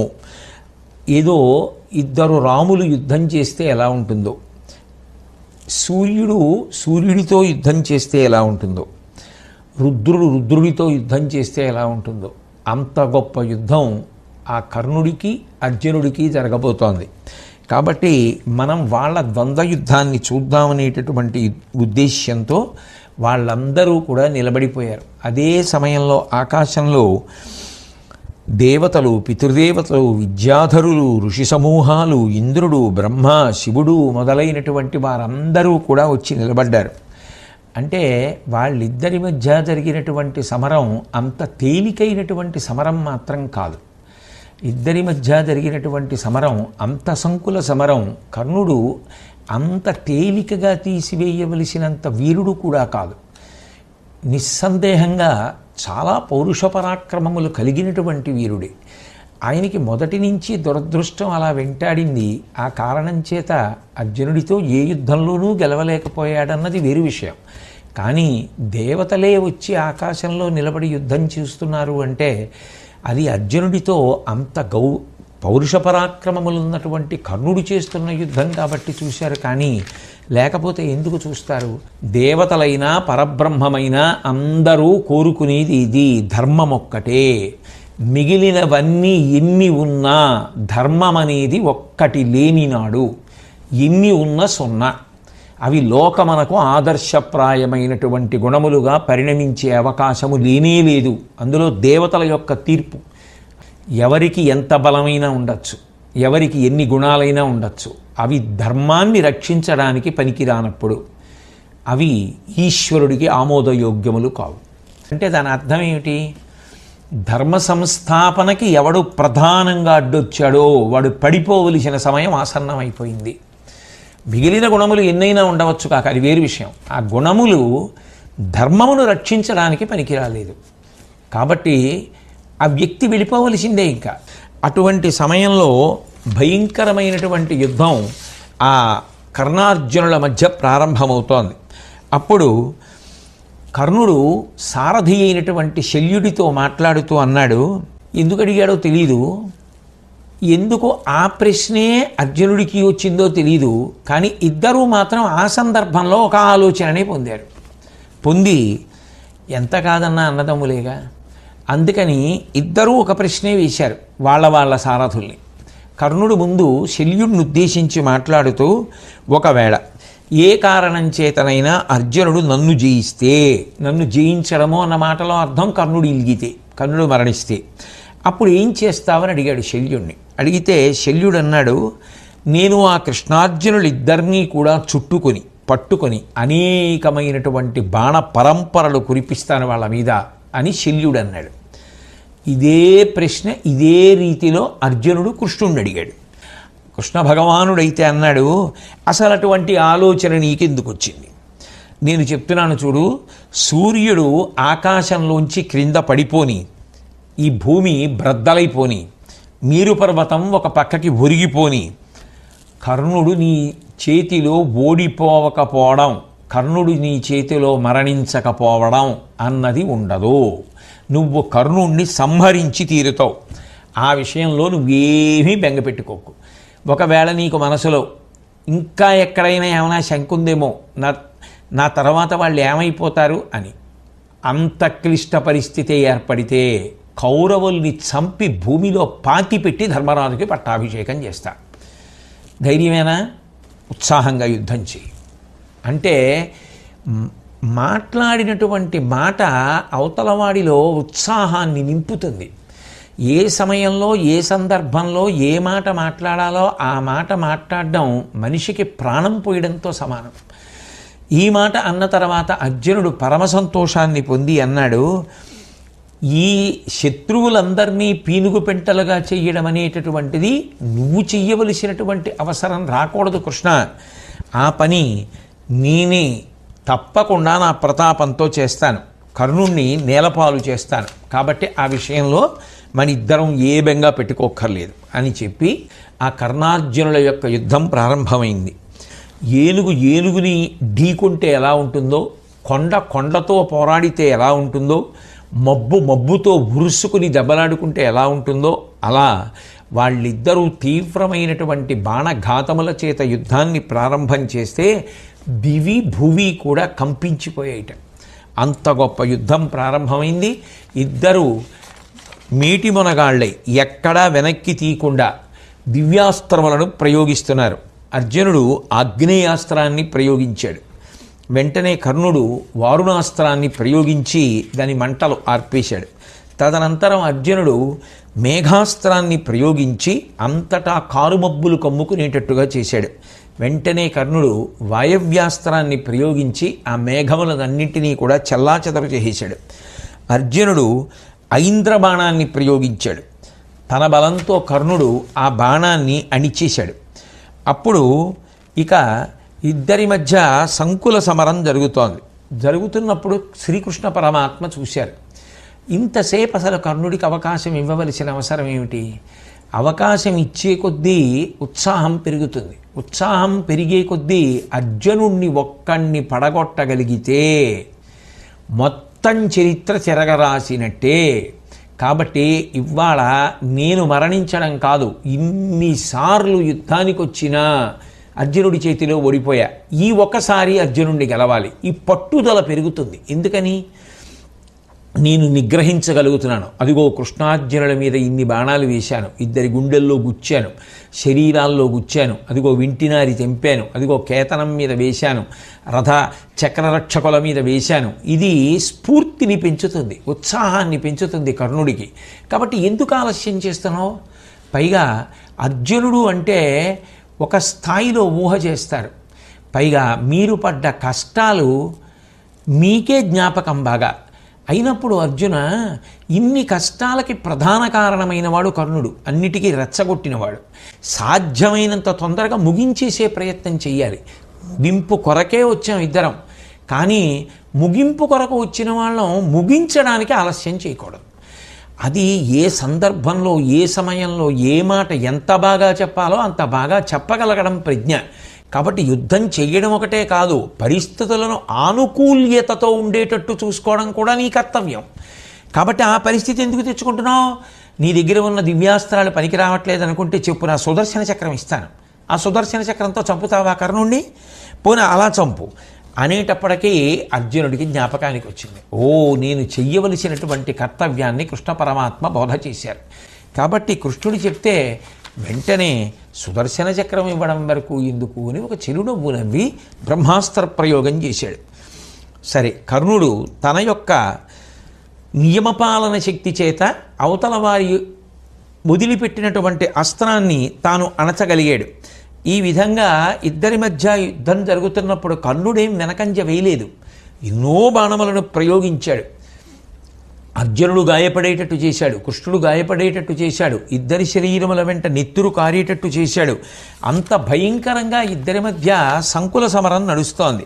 ఆ నడుస్తున్నప్పుడు కర్ణుడు ఇక ఉపేక్షించి వీలు లేదు, సర్పబాణ ప్రయోగం చెయ్యాలి అనుకున్నాడు. అది ఒకానొకనాడు ఆదిపర్వంలో వచ్చినటువంటి ఘట్టం. ఆ ఖాండవవన దహనం చేసినప్పుడు ఆ దేవేంద్రుడికి ప్రియమిత్రుడు తక్షకుడు, అదొక గొప్ప సర్పం. ఆ తక్షకుని యొక్క కుమారుడు అశ్వసేనుడు, అదో గొప్ప సర్పం. ఆ సర్పం తల్లిని అగ్నిహోత్రంలో పడిపోకుండా చూడడం కోసమని, అమ్మ నా తోకని నోటితో కరిచి పట్టుకో, నేను పైకి ఎగిరిపోతానని పైకి ఎగిరిపోతున్నాడు. అర్జునుడు చూసి ఆ వెళ్ళిపోతున్నటువంటి అశ్వసేనుడి తోకని బాణంతో నరికేశాడు. ఆ తోక ముక్క నోట్లో ఉండగా ఆ తల్లి వచ్చి అగ్నిహోత్రంలో పడిపోయింది. ఇంకొక బాణంతో అశ్వసేనుడిని కూడా కొట్టబోయాడు. కానీ ఇంద్రుడు ఆ మోహిని విద్య చేత అర్జునుడు అశ్వసేనుణ్ణి కొట్టకుండా కాపాడాడు. ఆ అశ్వసేనుణ్ణి ఇంద్రుడు రక్షిస్తే అర్జునుడి మీద పగపట్టినటువంటి అశ్వసేనుడు అస్త్రంగా మారి కర్ణుడి దగ్గరికి వెళ్ళాడు. నేను సరి అయిన సమయంలో ప్రయోగిస్తానని ప్రతిరోజు గంధపుష్పముల చేత అర్చించి ఆ అస్త్రాన్ని బంగారు వరలో ఉంచుతాడు కర్ణుడు. ఇప్పుడు ఆ అస్త్రాన్ని తీసి తన యొక్క ధనస్సుకి సంధించి అర్జునుడి యొక్క మెడకి గురి చూసి వదిలిపెట్టడానికి సిద్ధపడుతున్నాడు. కానీ ఆ పెట్టిన గురి క్రీగంటి దగ్గరికి వస్తోంది అని గమనించాడు శల్యుడు. వెనక్కి తిరిగి నువ్వు మెడకి గురి పెట్టట్లేదు అన్నాడు. అంటే కర్ణుడికి ఎక్కడ లేని ఆగ్రహం వచ్చింది. నాకు తెలియదా గురి పెట్టడం? నువ్వు ఇలా నన్ను హెచ్చరిక చేసి మాట్లాడవచ్చా? మహావీరులతో మాట్లాడే లక్షణం ఇదేనా అని వెంటనే శల్యుడి పట్ల కళ్ళల్లోంచి నిప్పులు కురుస్తుండగా మాట్లాడాడు. అది ఇద్దరికి తేడా. కాబట్టి ఇప్పుడు ఆ సర్పాస్త్రాన్ని గురిపెట్టి అర్జునుడి మీదకి వదిలిపెట్టాడు. వదిలిపెట్టగానే ఆ సర్పాస్త్రం అర్జునుడి యొక్క కంఠాన్ని దునవడం కోసం వచ్చేస్తోంది దగ్గరికి. ఆ సర్పాస్త్రం వచ్చేస్తున్నప్పుడు అన్ని వైపులా కూడా ఆ మంటలు కమ్ముకున్నాయి. అలఘస్ఫురణమున నిగుడు అయ్యస్త్రంబున్నదేమీ చిన్న విషయం కాదు. ఒక పాము పగపట్టి అస్త్రంగా కర్ణుడి దగ్గర ఇంతకాలం నుంచి ఎదురు చూస్తోంది అర్జునుడి కోసం. కాబట్టి దాని పగ తీర్చుకోవాలి. ఆయన కంఠాన్ని ఎప్పుడు ఉత్తరిస్తానా అని ఇంతకాలం ఎదురు చూసినటువంటి ఆ సర్పాస్త్రానికి ఇప్పుడు అవకాశం వచ్చింది. అది వెళ్ళి పడిపోతోంది ఆ అర్జునుడి మీద. అప్పుడెవరు రక్షించగలరు? ఆపద నుంచి రక్షించగలిగిన వాడు పరమాత్మ ఒక్కడే. ఆ పరమాత్మ ఎందుకు రక్షించాలి అంటే ఒకే కారణానికి రక్షించాలి. వాడు ధర్మము కొరకు నిలబడిన వాడేనా. కాబట్టి పరమాత్మ వెంటనే కృష్ణుడు ఏం చేశాడు అంటే పంచాంగుళ మాత్రము 5 అంగుళాల మేర రథాన్ని భూమిలోకి తొక్కేశాడు. ఎప్పుడైతే రథం భూమిలోకి తొక్కివేయబడిందో అర్జునుడు కిందకి వెళ్ళాడు. కంఠానికి గురిపెట్టబడినటువంటి అస్త్రం కిరీటానికి తగిలింది. ఎందుకని ఇక్కడికి గురిపెట్టింది ఇక్కడ తగలాలి ఇప్పుడు, ఎందుకంటే కిందకి వెళ్ళిపోయింది కాబట్టి రథం. అది కిరీటానికి తగిలింది. మనిషి ప్రాణానికి తుల్యమేది? రాజుల విషయంలో కిరీటమే. దాని మర్యాదకి తగినటువంటిది దానికి ఇవ్వాలి. కాబట్టి లేకపోతే అది మరింత కోపగిస్తుంది. అస్త్రం పక్కకి పోయింది అంటే నేను కిరీటం పడిపోవడానికి అవకాశం ఇచ్చాడు. ఇప్పుడు అది కిరీటానికి తగిలింది. వెంటనే ఆ కిరీటం కింద పడిపోయింది. పడిపోగానే దేవతలు, ఆకాశంలో ఉన్నవాళ్ళు అందరూ కూడా కృష్ణ పరమాత్మ మీద పుష్పవృష్టి కురిపించారు. ఎందుకు అంటే అర్జునుణ్ణి రక్షించాడు అని చెప్తే కేవల వాచ్యార్థం కాదు. ధర్మరక్షణ కొరకు పరమాత్మ ఎంత జాగరూకుడై ఉంటాడు, ఎంత అప్రమత్తుడై ఉంటాడు అన్నదానికి పరాకాష్ఠ. అర్జునుణ్ణి రక్షించడానికి రథాన్ని 5 అంగుళాలు భూమిలోకి తొక్కి కిరీటం పడిపోయేటట్టుగా చేసి అది తృప్తి పడిపోయేటట్టు చేయాలి. కాబట్టి ఇప్పుడు ఆ కిరీటం పడిపోయింది. అదేం మామూలు కిరీటం కాదది.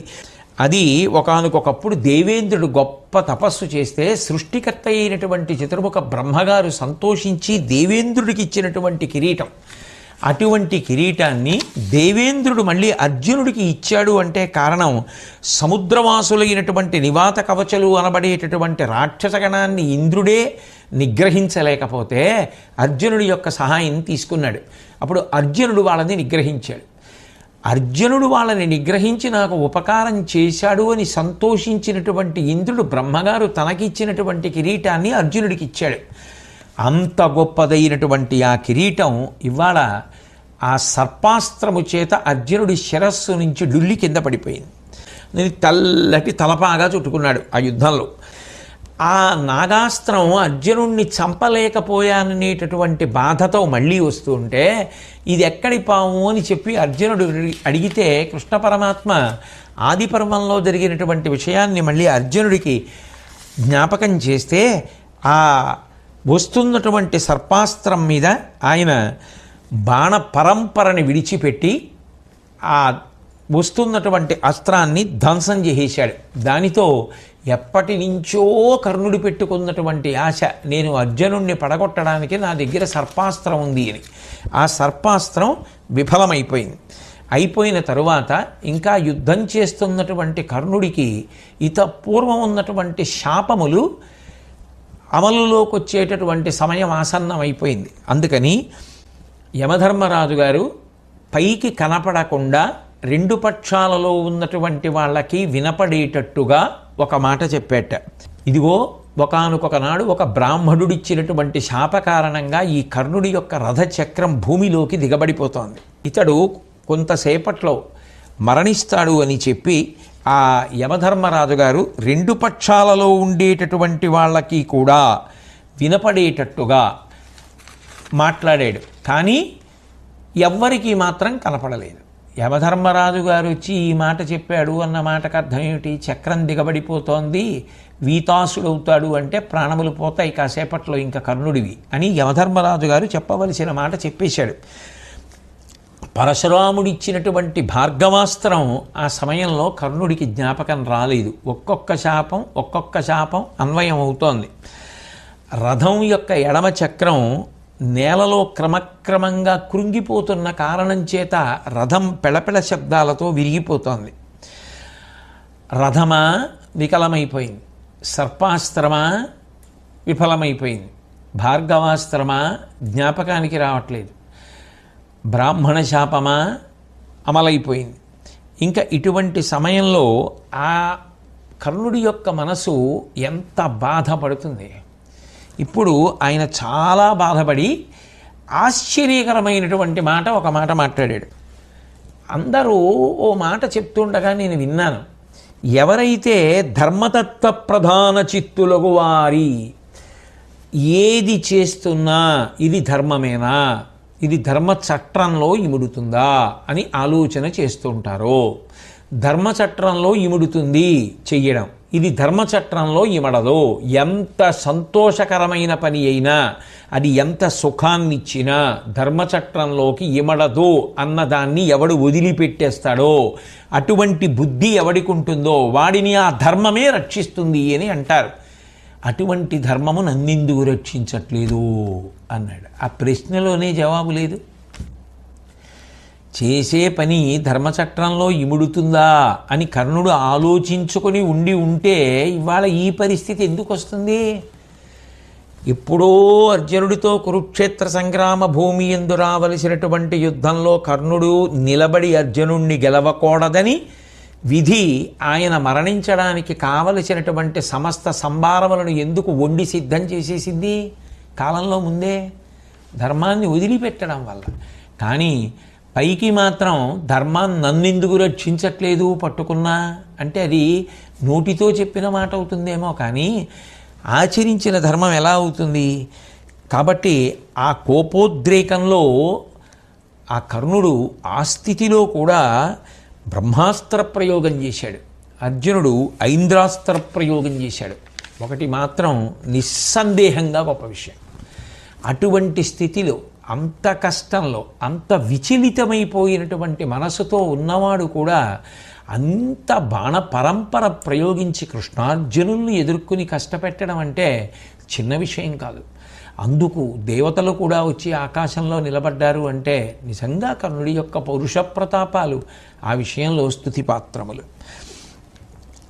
ఆ శ్రీకృష్ణ పరమాత్మ కర్ణుడి వంక తిరిగి అన్నారు, నువ్వు ఇప్పుడు ధర్మం గురించి మాట్లాడుతున్నావు, ఇప్పుడు ధర్మం గురించి మాట్లాడడం వల్ల ప్రయోజనం ఏముంటుంది అని అర్జునుడి వంక తిరిగి, ఓ కిరీటి, ఇక నువ్వు ఏ అలసత్వాన్ని ప్రదర్శించద్దు, ఇక వెంటనే బాణప్రయోగం చేసి అర్జునుడిని చంపేయమన్నారు.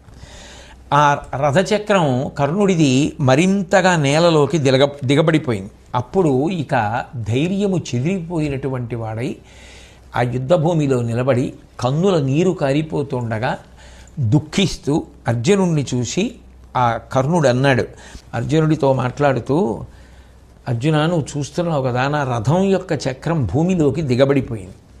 నువ్వు రథం మీద నిలబడి యుద్ధం చేస్తున్నావు, నేను భూమి మీద ఉన్నాను. పైగా యుద్ధంలో నీతి ఏమిటి? జుత్తు విరబోసుకున్నవాణ్ణి, భూమి మీద నిలబడిన వాణ్ణి, ఆ తర్వాత ఆయుధం లేనటువంటి వాణ్ణి, రథం విరిగిపోయినటువంటి వాణ్ణి, శూరులైనటువంటి వారు యుద్ధంలో పడగొట్టరు. 2, నువ్వు గొప్ప శూరుడివే కాదు, గొప్ప వంశంలో జన్మించావు. అటువంటి వాడివి, యుద్ధ ధర్మాలు తెలుసున్నవాడివి, ఇలా భూమి మీద నిలబడినటువంటి నన్ను సంహరించడం మర్యాద కాదు. నేను ఈ రథాన్ని పైకెత్తడానికి ప్రయత్నిస్తాను, కాబట్టి నాకు కొంత సమయాన్ని ఇయ్యి. ఇక ఈ మాటలు చెప్తున్నాను అంటే యుద్ధ నియమం నిలబడాలి అన్న ఉద్దేశ్యంతో చెప్తున్నాను తప్ప నీకో గోవిందుడికో భయపడి చెప్తున్నానని మాత్రం అనుకోవద్దు అన్నాడు. కానీ ఆ రథచక్రం పైకెత్తడం అనేటటువంటిది సాధ్యమయ్యేటటువంటి విషయం కాదు కదా. ఎందుకని అంటే అది శాపము చేత ఆ రథచక్రం భూమిలోకి వెళ్ళిపోయింది. వెంటనే కృష్ణ పరమాత్మ కర్ణుడి వంక తిరిగి, ఏమిటి ఆశ్చర్యం, ఇవాళ నీ మనసులో ధర్మం గురించి ఆలోచన వచ్చింది? ఈ ఆలోచన నీకు ఎప్పుడైనా ఉందా? ఎన్ని తప్పు పనులు చేయించావు, ఎన్ని తప్పు పనులు చేయడానికి ప్రోత్సాహం ఇచ్చావు. అప్పుడు అక్కర్లేకపోయిన ధర్మం ఇప్పుడు అకస్మాత్తుగా పనికొచ్చిందా?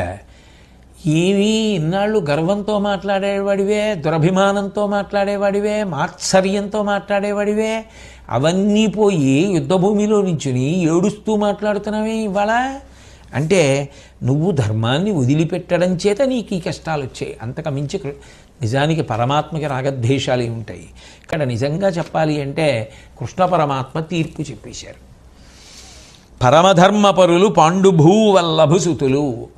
పాండుభూవల్లభుడైనటువంటి ఆ పాండురాజు యొక్క పిల్లలు 5 పంచపాండవులు ఉన్నారే, వాళ్ళు ధర్మాన్ని అనుష్ఠిస్తారు, ధర్మాన్ని గౌరవిస్తారు. కాబట్టి వారి నతుల శుభములందు, వాళ్ళని శుభములు పొందుతుంటాయి. ఇక ధర్మహీనులైనటువంటి వారు ధార్తరాష్ట్రులు, ఆ ధృతరాష్ట్రుడి యొక్క బిడ్డలు. కర్ణుడు తనంత తానుగా గొప్ప పరాక్రమాన్ని పొందినవాడై ఉండవచ్చు, నిస్సందేహం. సహజ కవచకుండలములతో పుట్టినవాడు, నిస్సందేహం. ఆయన ప్రారబ్ధం కన్యాగర్భమై పుట్టడం, అది పెద్ద దురదృష్టం. ఆ పైన విధి ఆయన్ని దుర్యోధనుడి పక్కన చేర్చింది. ఏది చేస్తున్నా, ఏది మాట్లాడుతున్నా నన్ను ఇంత చేసిన దుర్యోధనుడిని సంతోషపెట్టడానికి చేస్తున్నానా, మాట్లాడుతున్నానా లేదా అంటే నిజానికి కర్ణుడి యొక్క గుణములన్నిటినీ కప్పేసింది. కర్ణుడిని అధర్మం వైపుకి జారిపోయేటట్టు, ఒరిగిపోయేటట్టు చేసినది ఏది అంటే దుష్టులతోటి సాంగత్యం. అర్జునుడి రణధర్మం గురించి చెప్తున్నాం, మంచిదే. కానీ ఒకనాడు వీళ్ళందరినీ లక్క ఇంట్లో పెట్టి కాల్చాలన్నప్పుడు తప్పన్న ఆలోచన నీకు రాలేదు, అప్పుడు నీకు ధర్మం గుర్తు రాలేదు. కపటజ్యూతాన్ని కల్పించి ధర్మరాజు గారి యొక్క రాజ్యాన్నంతటినీ కబళించి వాళ్ళని అరణ్యవాసానికి, అజ్ఞాతవాసానికి పంపించి ఇడుముల పాలు చేసినప్పుడు నీకు ధర్మం జ్ఞాపకం రాలేదు. ద్రౌపదీదేవిని తీసుకొచ్చి నిండు సభలో వివస్త్రని చెయ్యాలనుకున్నప్పుడు నీకు ధర్మం గుర్తు రాలేదు. ఆవిడ మనసు కాదు, పంచపాండవుల మనసు కాదు, భారతం చదివిన వాడి ఎవడి మనసైనా అసహ్యించుకునేలా మాట్లాడినప్పుడు నీకు ధర్మం జ్ఞాపకం రాలేదు. ఘోషయాత్ర నెపంతో నువ్వు దుర్యోధనుడు మీ అందరూ బయలుదేరి ధర్మానికి కట్టుబడి అరణ్యవాసం చేస్తున్న పాండవుల్ని అవమానించాలని అనుకున్నాడు, నీకు ధర్మం జ్ఞాపకం రాలేదు. బాలుడైన అభిమన్యుడిని ఒక్కడిని చేసి అందరూ చుట్టుముట్టి వెనక్కెళ్ళి అభిమన్యుడి వింటినారి తెంపడానికి బాణం వేసి మట్టు పెట్టినప్పుడు నీకు ధర్మం జ్ఞాపకానికి రాలేదు. ఇన్ని పాపాలకి కారణం నువ్వే. దుర్యోధనుడు తప్పు చెయ్యాలనుకున్నప్పుడల్లా ప్రోత్సహించి మాట్లాడిన వాడివి నువ్వే. ధార్తరాష్ట్రుల యొక్క పాపములన్నింటినీ ప్రోత్సహించి పలికిన వాడివి నువ్వే. అప్పుడిప్పుడు నీకు ధర్మ జ్ఞాపకానికి రాలేదు. వాటి పర్యవసానంగా యుద్ధం జరిగితే ఇప్పుడు మాత్రం అర్జునుడికి చెప్పడానికి ధర్మ జ్ఞాపకానికి వచ్చింది. ఎంత ఆశ్చర్యం! నువ్వు అనుష్ఠించని ధర్మం నిన్ను ఎలా కాపాడుతుంది, ఎందుకు కాపాడుతుంది అని అనేసరికి ఆ రథం యొక్క దూలం కింద భుజం చేర్చి కర్ణుడు ఆ రథాన్ని పైకెత్తే ప్రయత్నం చేశాడు. ఆయన బలం ఎంత గొప్పది అంటే ఆ రథచక్రం భూమిలోంచి పైకి రాలేదు, కానీ నదులతోటి, సముద్రాలతోటి, పర్వతాలతోటి ఉన్నటువంటి ఈ భూమి అంతా 6 అంగుళాలు పైకి లేచింది. మొత్తం భూమి 6 అంగుళాలు పైకి లేచింది, కానీ రథచక్రం మాత్రం భూమిలోంచి పైకి రాలేదు. కర్ణుడు సామాన్యమైన వీరుడని ఎవరనగలరు? అంతటి గొప్ప పరాక్రమాన్ని, అటువంటి భుజబలాన్ని ఆయన ప్రదర్శించాడు. ఆయన ఎంత పైకెత్తుదాం అనుకుంటుంటే రథచక్రం అంత లోపలికి దిగబడిపోతాడు. ఇక అర్జునుడు సంకల్పం చేశాడు. చేసి అర్జునుడు శ్రీ మహావిష్ణువు యొక్క చేతిలో ఉండేటటువంటి ఆ సుదర్శన చక్రాన్ని, పరమశివుడి యొక్క చేతిలో ఉండేటటువంటి త్రిశూలాన్ని కూడా దాటిపోయిందా అన్నంత తేజస్సుతో విరాజిల్లుతున్నటువంటి వజ్రాయుధం లాంటి అత్యంత కఠినమైనటువంటి క్రూరమైనటువంటి బాణాన్ని ఒకదాన్ని తీసి దాని మీద మహాస్త్రాన్ని సంకల్పం చేసి ధనస్సుకి తొడిగి ఆ వింటినారికి సంధించి విడిచిపెడుతూ ప్రతిజ్ఞ చేశాడు. ఈ ప్రతిజ్ఞ చెప్పేస్తూ ఉంటుంది, అర్జునుడు గొప్పవాడా, కర్ణుడు గొప్పవాడా, ఎవరి మార్గాన్ని మనం అనుసరించాలి అన్నదానికి ఈ ప్రతిజ్ఞ ఒక్కటి చాలు. అర్జునుడు అన్నాడు, ఏను తపశ్చరణంబున దానంబున గురుజనాభితర్పణమున నిత్యానూన వ్రతశీలుడనేనియు కర్ణు తల త్రెంచు ఈ శరమనియన్. నేను తపస్సు చేసిన వాడనైతే, ఏకాగ్ర బుద్ధితో చేస్తే ఏ పనైనా, నేను దానములు చేసిన వాడనైతే, చేసేటటువంటి దానం నిజానికి మళ్ళీ ఇంకోరి దగ్గర ఇంకోటి పుచ్చుకోవడానికి వీళ్ళ దగ్గర ఉన్నది ఎవరికో ఇవ్వడం కాదు. అలా ఇచ్చింది దానం ఎందుకు అవుతుంది? నా దగ్గర ఒకటి ఉందనుకోండి, అది ఎంత గొప్పదైనా కావచ్చు, నేను అది తీసేసి అవతల వారికి ఇచ్చి అవతల వారి దగ్గర మళ్ళీ ఇంకోటి పుచ్చుకున్నాను అనుకోండి, దానం అంటారు కదా, అది పైగా అది చాలా గొప్ప దానం అని చెప్పడం ఎలా కుదురుతుంది? కాదు, నా దగ్గర ఉన్నది తృణమైన, నేను మళ్ళీ ఏ ప్రతిఫలాన్ని ఆశించకుండా ఇచ్చిందేదో అది దానం. అటువంటి దాతనైతే, సేవ చేసి గురువులకు తృప్తిని కలిగించిన వాడనైతే, గురువులు నా పట్ల తృప్తిని పొందినది నిజమైతే, పుణ్యకర్మలను ఎల్లప్పుడూ ఆచరించేవాడినైతే, పుణ్యకర్మ అంటే శాస్త్రము చేత విధింపబడినటువంటి మంచి కర్మలు, అవి చెయ్యాలంటే దాని మీద ఆసక్తి ఉండాలి కదా. అటువంటి ఆసక్తి కలిగిన వాడనైతే, అటువంటి పనులు చేసిన వాడనైతే ఈ బాణము కర్ణుడి యొక్క తల నరికేస్తుంది అని చెప్పి ఆయన ఆ బాణాన్ని విడిచిపెట్టాడు. అది విడిచిపెట్టేటప్పటికే ఆకాశం బ్రద్దలైపోయిందా, లేకపోతే పంచభూతములు గడగడ వణికిపోయాయా, భూమి కదిలిపోయిందా అనేటట్టుగా అది వెళ్ళి కర్ణుడి యొక్క తలని తుడిచేసింది. నిత్తుటిలో ఆ తల మునిగిపోయి తలలేని మొండెం ఆ కొండ వాగులోంచి ఆ ఏరు ప్రవహిస్తుంటే ఎలా ఉంటుందో అలా నెత్తురు కారుతుండగా డుళ్ళి నేల మీద పడిపోయింది. పర్వతం కూలిపోతే ఎలా ఉంటుందో, వజ్రాయుధం పెట్టి కొట్టబడినప్పుడు ఆ పర్వతం ఎలా పడిపోతుందో అలా కర్ణుడి యొక్క శరీరం నేల మీద పడిపోయింది. అందరూ చూస్తుండగా జరిగినటువంటి మహాద్భుతమేమి అంటే, ఆ పడిపోయినటువంటి కర్ణుడి యొక్క శరీరంలోంచి ఒక గొప్ప తేజపుంజం ఒకటి పైకి లేచి ఆకాశ మార్గంలో ప్రయాణం చేసి ఆ సూర్యనారాయణమూర్తి యందు లీనమైపోయింది. పాంచాలురందరూ బిగ్గరగా కేకలు పెట్టారు, యుద్ధవాద్యాలన్నీ మ్రోగించారు, పెద్ద పెద్దగా జయ జయధ్వానాలు వినపడ్డాయి. పాండవ పక్షం అంతా కూడా అపారమైనటువంటి సంతోషాన్ని పొందింది. కౌరవపక్షం అంతా హడిలిపోయింది. దుర్యోధనాదులకైతే నోట మాట లేదు, నిశ్చేష్టులైపోయారు. రథాన్ని మళ్లించుకొని ఎవరి మానాన వెళ్ళిపోతున్నారు. కృతఘ్నత అన్న మాటకి అర్థం ఏమిటి అంటే, అటువంటి ఆ కర్ణుడు శరీరం విడిచిపెట్టేసి యుద్ధభూమిలో పడిపోయాడు. అందరూ వెళ్ళిపోయారు. అందరూ వెళ్ళిపోతే సూర్యాస్తమయం అయిందిట. అది చూడలేక సూర్యుడు అస్తమించాడా అన్నట్టుగా ఉందిట. ఏది చూడలేక? తన కుమారుడైనటువంటి కర్ణుడు పడిపోయాడని చూడలేక, బతికున్నంత కాలం అధర్మము అని మనసులో తెలిసున్న దుర్యోధనుడి సంతోషం కోసం దానితో అంటకాగి అన్ని మాటలు అనిపించుకుని యుద్ధభూమిలో నిలబడి ఏడ్చి బతిమాలుకుని అర్జునుడు వేసిన బాణాలకి తట్టుకోలేక కంఠం తెగి పడిపోతే, ఒక్కడంటే ఒక్కడు శవం దగ్గరికైనా రాకుండా వెనక్కి తిరిగి వెళ్ళిపోతుంటే, ఆ పరిస్థితిని చూసినటువంటి సూర్యుడు ఇక నేను చూడలేనని అస్తమించాడా? బ్రతికున్నంత కాలం నీ బలాన్ని వాడుకోవడం కోసం ప్రయత్నించడమే తప్ప నువ్వు పడిపోయిన నాడు అయ్యో కర్ణుడు అని రథం దిగి వచ్చి నీ శరీరం దగ్గర నిలబడి కన్నీరు పెట్టినవాడు ఒక్కడు లేడు. అటువంటి వారి కోసమా ఇంత యుద్ధం చేశావు అని బాధపడి విడిపోయాడు ఆ సూర్యుడు. ఇటువంటి దుష్టులతోడి సాంగత్యము చివరికి జీవితాలు ఎంత ప్రమాదకరంగా ముగిసిపోవడానికి కారణమవుతుందో చూసావా అని లోకమునకు పాఠం చెప్పడం కోసం మౌన సందేశం ఇవ్వడానికి వెళ్ళిపోయాడా అన్నట్టుగా ఆ సూర్య భగవానుడి యొక్క కిరణములు కరములు కదూ. కిరణములు అంటే ఆ కాంతిని పట్టుకొచ్చేటటువంటి ఆయన యొక్క తేజ సంబంధమైనవి, అవే కరములు ఆయన చేతులు. ఆ కిరణములు శవం మీద పడ్డాయి కదూ సూర్యాస్తమయం అవ్వకముందు.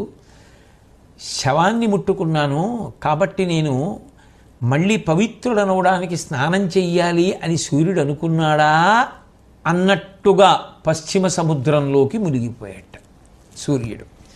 సూర్యాస్తమయం అయిపోయింది. వెంటనే శల్యుడు ఆ టెక్కము తెగిపోయి మోడుబారిపోయినటువంటి ఆ రథాన్ని పట్టుకొని, ఎందుకంటే ఆ పతాకం కూడా పడిపోయింది, అర్జునుడు కొట్టేశాడు. ఆ ఖాళీ రథాన్ని పట్టుకొని వెనక్కి తిరిగి కర్ణుడి దగ్గరికి వెళ్ళిపోయాడు. సైన్యాలన్నీ పరిగెత్తి పారిపోయి, ఆ పారిపోయేటప్పుడు అర్జునుడి యొక్క పతాకం వంక చూస్తూ పారిపోయారు.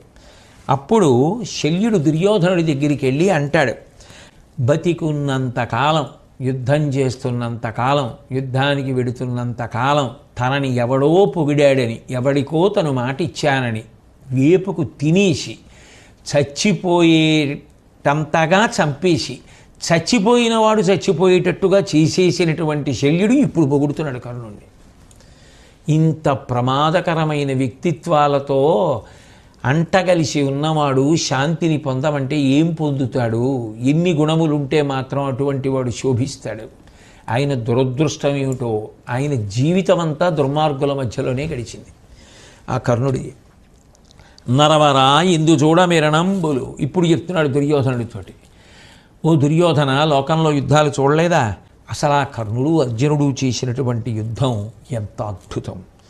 ఆఖరికి వాళ్ళిద్దరూ చేస్తున్నటువంటి యుద్ధ తీవ్రతకి దేవతలు తెల్లబోయారు.